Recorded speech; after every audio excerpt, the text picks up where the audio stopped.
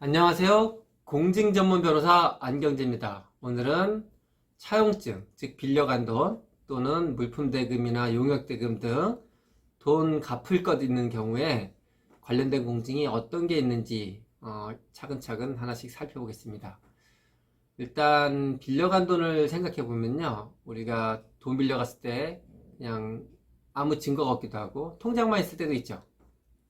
그리고 돈 빌려갔다라고 차용증 쓸 때도 있고, 좀 더 나가서 차용증에 확정일자 쓰기도 하고, 확정일자라는 게 있어요. 네.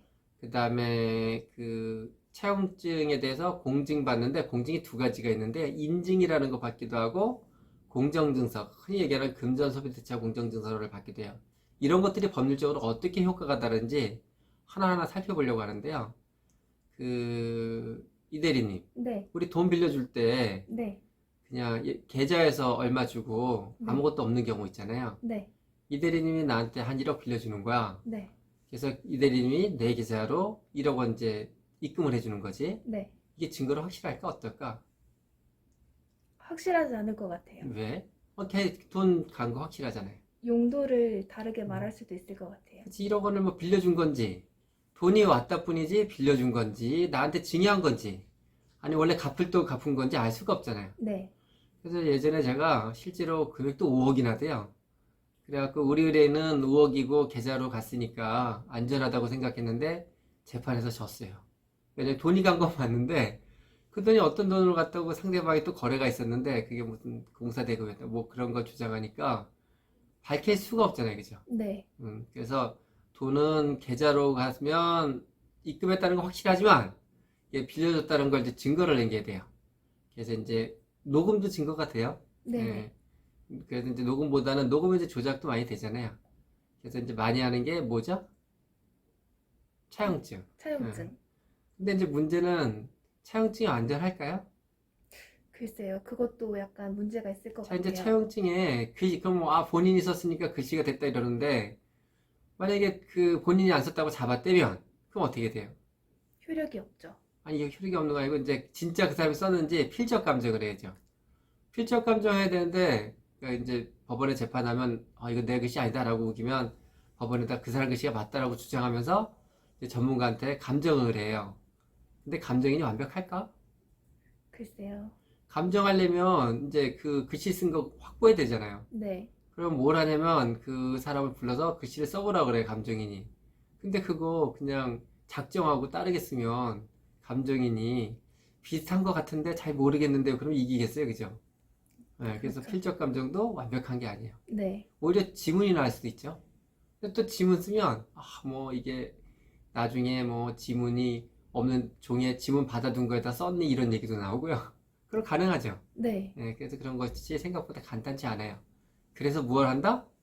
공증이요. 그렇죠. 공증을 하는 거죠. 이제 공증에 두 가지가 있어요. 하나는 본인들이 차용증을 작성하는 거야. 뭐 이선영이 안경재한테 1억 원을 빌려줬다. 그래서 언제까지 갚는다. 본인이 작성을 해. 근데 아까 얘기한 것처럼 나중에 재판되면 이선영이 작성했는지 알 수가 없잖아요. 그죠? 네. 그랬을 때 그 이선영이 작성했는 걸 명확히 하기 위해서 공증을 해요. 네. 그러니까 문서는 안경재와 이선영이 작성하는 거지. 그러니까 이런 문서 차용증을 작성하고 그 공증사무소에서는 우리들이 작성했다는 걸 확인을 해요. 네. 이런 거를 공증 중에서 인증이라고 해요. 이건 어떤 효력이 있냐면 돈을 안 갚았을 때 이걸 증거로 해서 판결을 받는 거예요. 그죠? 네. 판결을 받아야 그 판결 갖고서 이제 채무자 재산에다가 부동산이면 경매를 하고 예금이면 압류를 하고 이런 식으로 이제 돈을 받아내는 거죠. 네. 그런데 절차가 복잡하잖아요. 복잡하죠. 그럼 판결 같은 바로 집행이 가능한 공증은 있냐 없냐? 있죠. 네. 그걸 뭐라 그래요? 공정증서요. 그쵸. 그래서 돈 빌려준 거는 조금 어려운 말로 금전소비대차라 그래요. 그래서 금전소비대차 공정증서라 그래요. 정리를 하면 돈 뭐 현금으로 주든지 계좌로만 줘도 돈 빌려준 건 맞다. 문제는 증명이 안 되니까 차용증을 쓴다. 근데 차용증은 본인이 썼는지 아닌지 나중에 부인하면 입증하기가 쉽지 않다. 그래서 차용증을 인증하는 방법도 있다. 그러면 쓴 거는 명확하잖아요. 그죠? 공증사를 확인했으니까. 네. 그런데 그런 경우에 나중에 그거로 돈을 받아내려면 판결을 받아야 되는 돈도 들고 시간도 오래 걸린다. 꼭 이긴다 보장도 없어요, 사실.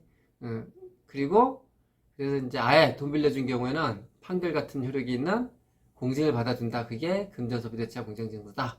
이렇게 이제 구분이 되는 거 이해가 쉽죠? 네네. 그 다음에 그러면 금전소비대차 공정증서가 어떤 이점이 있는지, 우리가 보통 차용증이나 인증 같은 문서로 그 상대방, 자, 판결을 받았는데 그 사이에 상대방이 재산을 빼돌리면 어떻게 되겠어요? 못하지 않을까요? 그쵸. 뭐, 이제 부동산이 있어서, 아, 저 사람 돈 받으면 저 부동산에도 경매해야지 마음 먹고 있었는데, 재판했더니 이 사람도 상대방도 알 거 아니에요. 그러니까 집을 팔아버렸네?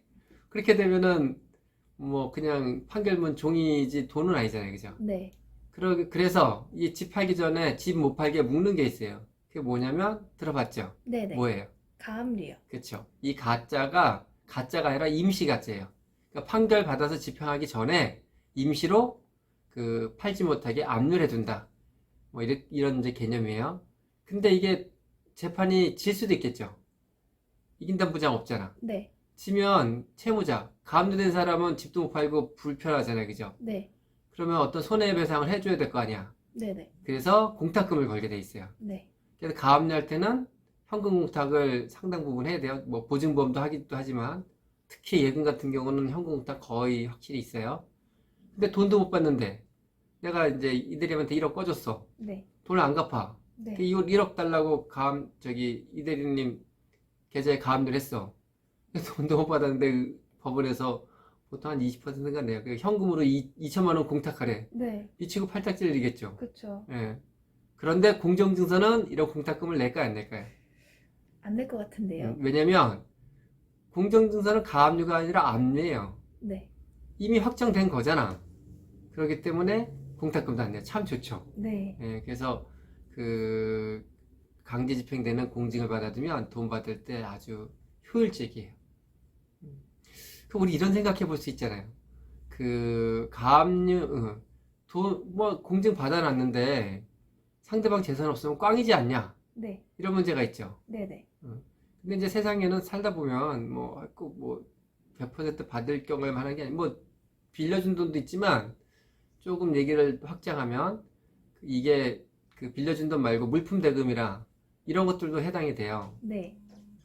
근데 물품 대금의 경우에 공증을 해뒀는데 상대방 재산 없으면 말짱 꽝이지 않냐 이렇게 생각할 수도 있잖아요. 네, 그쵸. 그럴까요?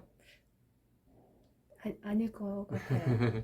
어떤 게 있냐면 자, 회사 같은 경우는 매출이 있으면 세금을 내야 돼요. 그죠? 네. 부실 채권이어도. 이게 무슨 얘기냐면 제가 예전에 법무법인 동인이라는 곳에 있었어요.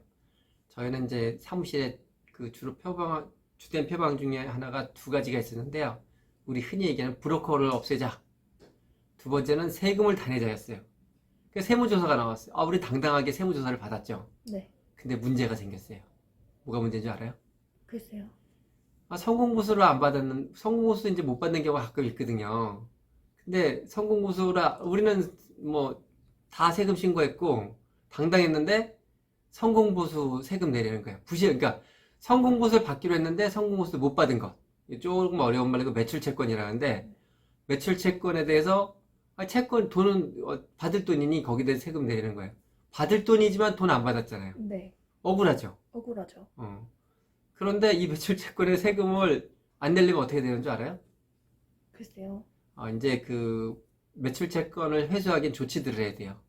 예를 들어서 그걸 돈을 받겠다는 매출금 용역대금 청구에 소송을 하고 그다음에 그 소송한 다음에 재산이 있나 확인해서 집행하는 절차까지 해야 돼요.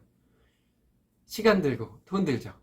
우리는 법무법이니까 변호사 직접 하면 되지만 일반인 같은 경우는 그것도 쉬운 일이 아니죠. 네. 인지대만 해도 뭐 최소 0.35%에서 0.5% 꽤 들어요. 공증료보다 더 많이 들어요. 그래서 공증을 받아두면 판결받는 절차가 생략되죠. 네. 결론은 빌려준 돈이나 아니면 용역대금, 물품대금 같은 거에 강제 집행되는 판결 효력 있는 공증을 받아두면 상대방의 재산이 있는 경우거나 뭐 이런 경우는 압박이 되니까 카드 매출에도 압류할 수 있거든요. 그러니까 돈을 갚는 성향이 있고 돈을 못 갚게 되더라도 이제 그 결손으로 떨어서 세금을 줄이는 효과가 있어요. 근데 지금 그 용역대금 뭐 이런 얘기가 나서 좀 헷갈릴 텐데 준소비대차란 말 들어본 적 있어요? 네네. 준소비대차가 뭐냐면 예를 들어서 지금 용역대금 있었잖아요. 네. 소비대차가 아까 뭐라 그랬어요? 차용금. 차용금이요.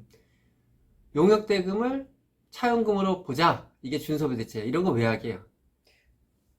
글쎄요. 이런 거야. 이제 제도에는 소멸시효라는 게 있어요. 네. 일정 시간 지나면 권리가 소멸하는 거예요. 네. 약간 이론적으로 좀 복잡한데 어쨌든 결론적으로는 일정 시간 지나면 상대방이 소멸시효 지났다. 이런 주장하면 권리 행사를 못하게 되는 경우가 있어요. 그런데 차용금은 그 민사거래는 10년, 상사거래는 5년, 소멸시효 기간이 좀 길어요. 근데 뭐 용역대금, 물품대금 이런 것들은 단기 소멸시효라 그래서 1년 내지는 3년 이렇게 소멸시효 기간이 짧아요. 그럼 채권자 입장에서는 소멸시효 기간이 좀 긴 게 좋잖아요. 네. 그래서 이 용역대금을 차용금으로 본다. 이런 약정 하나 해두면 그걸 소비대차로 취급돼요. 소멸시효가 길어진다는 얘기죠. 네. 그래서 공정증서 할 때 보면 우리 채무변제 공정증서라기도 하고 준소비대차 공정증서라고도 하잖아요. 네. 양식이 같잖아요, 우리 사무실에. 네네. 근데 채무변제는 용역대금 얼마를 갚기로 한다. 이런 내용만 있는 거고 준소비대차 공정증서는 이런 채무변제를 채무의 성격을 그 차용금으로 보게 하는 거예요. 이유는 뭐라고요? 소멸시효요. 그렇죠. 소멸시효 기간을 늘려서 채권자를 좀 두텁게 보호하기 위한 네. 그런 거예요. 네. 이런 것과 관련해서 궁금한 것도 뭐가 있을까, 사람들이? 수수료 궁금하겠네요, 그죠? 네. 수수료는 금액에 따라서 정해지는데요. 인증, 그러니까 본인들이 작성하고 공증사무소에서 확인하는 거는 금액의 0.15% 정도 돼요. 조금 넘어요. 그래서 1억일 때 15만 원 조금 넘어요. 우리 이거 한도가 있죠? 네. 얼마가 상한이죠? 300이. 인증. 50이요. 인증은 50만 원이 한도죠. 네. 그래서 한 3억 3천 정도 돼요. 그래서 3억 3천이나 5억이나 10억이나 공직료는 같아요. 네. 정확히는 여기다 금액이 몇 천 원 더 붙죠. 네네. 뭐가 붙죠? 사본 제작비요. 그렇죠. 사본 제작비가 붙죠. 네. 우리 사무실 하다 보니까 전화도 오고 우리 소박하네요, 그죠? 네. 그다음에 공정증서는 금액 수수료가 어떻게 되냐면 금액의 0.3% 조금 넘어요. 1억일 때 30만 원. 정확히는 1억일 0.3% 더하기 28,000원. 1억일 때 32만 8천원 이렇게 되죠. 네. 그다음에 당사자가 연대보증이나 당사자 있으면 등본료에서 몇 천 원 더 추가되죠, 그죠? 네. 그리고 뭐 대리인이 오면 또 우편으로 통지하는 비용 조금 더 추가돼서 그러니까 몇 천 원 더 추가되는. 결론은 공정증서는 0.3% 정도 된다 라고 생각하고 이거 한도가 있죠. 네. 얼마죠? 300만 원이요. 그렇죠. 이것도 정확히 얘기하면 정등본료에서 몇 천 원 더 추가되죠. 네. 그래서 300만 몇 천 원 이 정도 되죠. 물론 당사자가 많으면 사람당 3천 원 정도씩 더 추가되고요. 그리고 사람들은 사실은 인증보다는 공정증서를 해두는 게 좋겠죠. 그렇죠. 근데 비용이 비싸잖아요. 네. 이걸 좀 싸게 하는 방법이 없을까요? 글쎄요. 있으면 좋을 것 같은데요. 뭐가 있냐면 이제 약소금을 활용하는 거예요. 약소금 공증도 집행력이 있죠. 네. 근데 약소금은 0.15% 정도 돼요. 그러니까 반 정도 되죠. 네네. 근데 요거는 한도가 50만 원이니까 300만 원이니까 300만 원. 맞아요. 300만 원이에요. 그래서 10억 되면 150만 원 조금 넘고 20억 되면 300만 원 정도 되겠죠? 네. 300만 원, 300억이면 300만 원이요. 그렇죠. 우리는 억울하지만 근데 뭐 이런 이제 특성이 있고요. 대신 어음은 좀 제한이 있어요. 어음은 그 전자어음법에 보면 어쩌고저쩌고법에 보면 그 법인의 경우에 재무제표 전년도 그러니까 올해 같은 경우는 2021년도 지금 2022년이잖아요. 2021년도 재무제표상 자산이 10억이 넘으면 그 어음 공증을 못해요. 왠지 알아요? 글쎄요. 10억 이하일 때는 상관이 없는데 10억이 넘으면 그 종이어음을 발행 못하게 돼 있어요. 전자어음으로 발행해야 돼요. 근데 우리 공증은 종이어음을 전제로 해요? 전자어음을 전제로 해요? 종이요. 그쵸. 그러다 보니까 그 어음 발행이 안 돼요. 그런 있고. 그다음에 어음에는 이자 같은 거 못 쓰죠. 네네. 분할 지급 안 되죠. 네. 이렇게 해서 어음은 딱 액면 금액만. 그래서 보통 어떻게 하냐면 둘 사이에 뭐 용역대금이 얼마 있다, 차용금이 얼마 있다 이런 걸 써요. 그리고 특약으로 이 차용금의 담보를 위하여 약속원 공증을 한다. 이렇게 쓰고 약속원 공증을 하면 돼요. 그죠? 네. 오늘 많은 거 해봤죠? 네. 근데 이런 공증이 대리가 될까요? 안 될까요?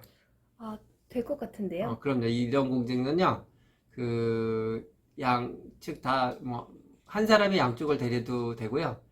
채권자가 채무자 대리해도 돼요. 예외가 있는데, 대부업자, 이런 금융기관들은, 채권자가 채무자 대리하는 거 안 되고요. 한 사람이 양쪽 대리하는 거 안 돼요. 이런 특색이 있고요. 또, 추가로 뭐 궁금한 거 있나요? 아니요, 충분한 것 같아요.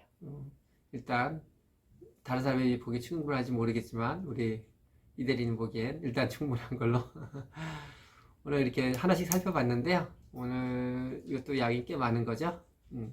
예, 이상 오늘 그 금전거래와 관련해서 단지 말로만 있을 때, 계좌로 있을 때, 차용증만 받았을 때, 그리고 공증 중에 인증을 했을 때, 그리고 공정증서를 했을 때 차이점이 뭔지를 설명드렸고, 또 차용금 외에도 용역대금이나 물품대금 등 또 뭐 손해배상도 있어요. 그래서 금전을 지급하는 것과 관련해서 준소비대차가 뭔지, 그 준소비대차를 할 경우에 소멸시효가 길어진다는 점, 이런 것들에 대해서 살펴봤습니다.